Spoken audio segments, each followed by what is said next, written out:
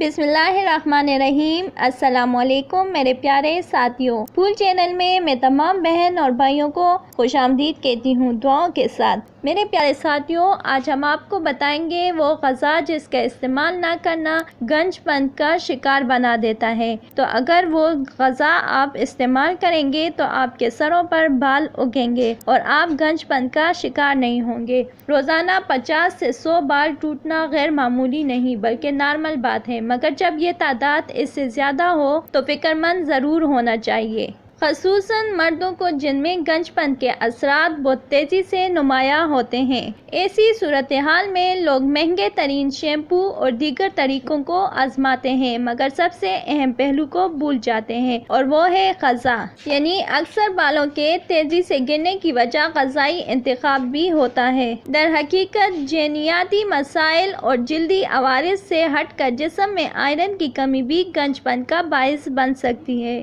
Iron کی کمی توقعات سے زیادہ بالوں کے گرنے کا باعث بن سکتی ہے۔ گنجپن کا علاج آئرن کی مقدار کے زیادہ استعمال سے ممکن ہے۔ ایک بالغ خاتون کو روزانہ 18 ملی گرام جبکہ مردوں کو 8 ملی گرام آئرن کی ضرورت ہوتی ہے۔ مگر اچھی بات یہ ہے کہ آئرن ایسا جز ہے جو مختلف غذاؤں میں آسانی سے مل جاتا ہے، خصوصاً سرخ گوشت، چکن اور سی فوڈ میں آئرن کی دونوں اقسام پائی جاتی ہیں جبکہ سبزیوں میں ایک قسم ہوتی ہے۔